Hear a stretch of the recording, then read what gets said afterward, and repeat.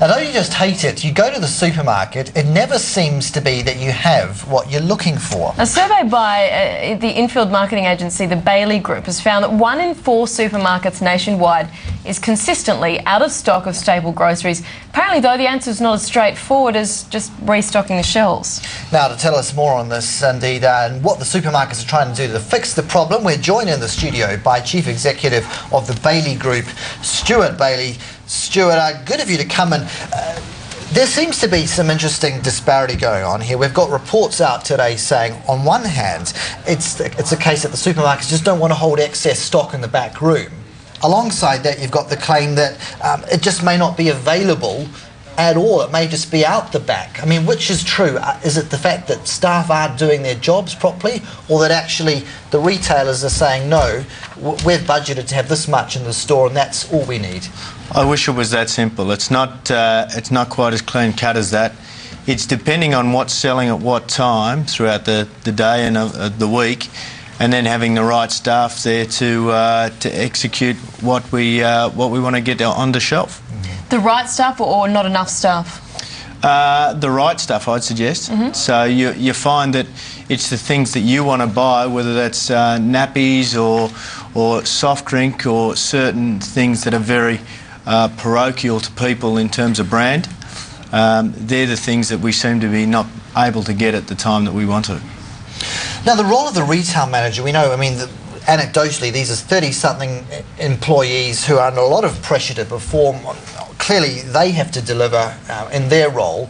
I mean, how much of a responsibility do they bear at the end of the day to get this right? They bear a large responsibility, but they can only put on shelf what is there. So it comes back to ordering, it comes back to logistics, it comes back to forecast of the supplier to come back with the right things at the right place at the right time. Are we more worried about the impact of this on consumers or the actual supermarkets themselves, the business? Well, I think it's a twofold problem. I think it's a problem with the supermarkets obviously don't want this to be an issue because they want to sell as much as they possibly can. But it becomes an issue back to the consumer also because the consumer can't get what they want. So it's a problem for both, and it's not an easy fix. But the consumer still wants it, so does that mean that they go somewhere else or they just stop using that brand? What's the implications? If it is a big enough ticket, yes, they will swap. So they will either swap brands or they will go to another supermarket or another convenience store to get what they require. Part of this seems to be down to the role of what you've called these infield marketing companies that actually have representatives going into the store to make sure things are where they should be. But I mean, if you're a smaller manufacturer, how can you afford to take on that sort of middleman to actually ensure your product is hitting the shelf and is in the right place? Well, it's not actually a middleman. You are the sales force on behalf of that business. So but you are effectively the middleman. You're not the business itself. Well, you're the sales arm of that business. So that's a cost to do business with supermarkets today, that you need to execute your own plans and your own strategies to make sure that destiny's in your own hands. And are we seeing some companies benefiting because of that and others losing out? Sure. I mean, and to that end, I mean, how do you get around that if you're a smaller company? Well, you find that smaller businesses, normally entrepreneurs do it very well because they normally find a way.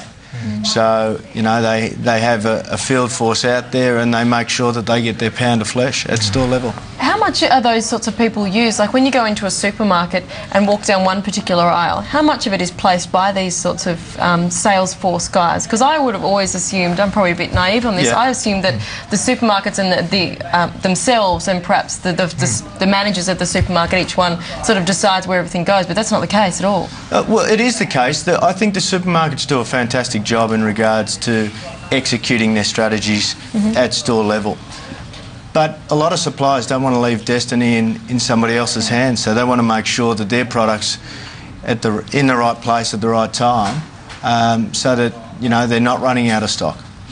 How critical is it to have something like a computerised stock take system? We know Woolworths is up and running with this, but Wesfarm is a new retail manager on board to really identify where they're falling down in comparison with Coles supermarket.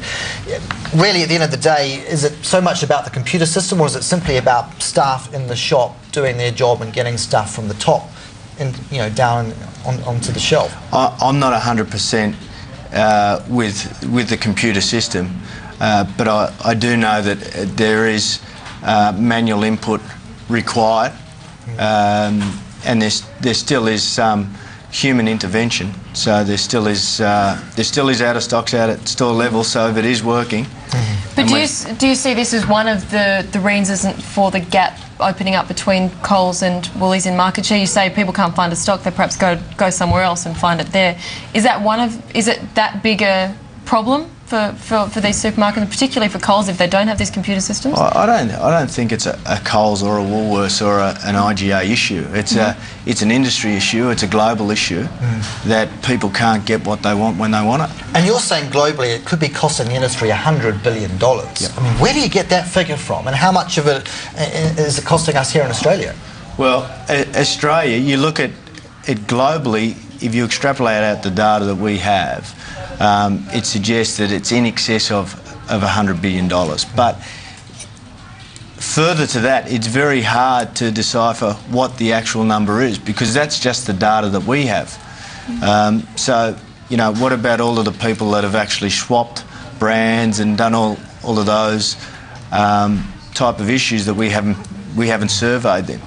So there's lots more. So sum it all up for us. Obviously, consumers want better than what we've got now, and the businesses are losing money from it. So what are the businesses, and perhaps, as Carson was saying, the new Wesfarmers owners of Coles, what would they need to target to not be losing so much money from this sort of thing? Well, I think everyone targets it on a daily basis. So you've got buyers, you've got merchandise managers, and you've got chief execs of all major supermarket chains actioning this on a daily basis.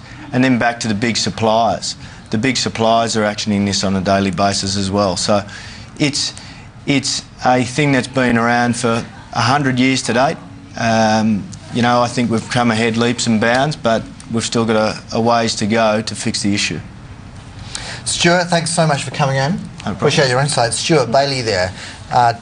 Really, it's a dilemma, one that's not going away, but certainly it's adding to concerns. How do you make a profit when certainly some customers go elsewhere because they get so frustrated and they can't get what they want? Anyway. Thanks for being with us here on the Sky News Business Channel. Next, we're going to have a big wrap-up of the markets for you, and also check in with finance commentator Peter Switzer.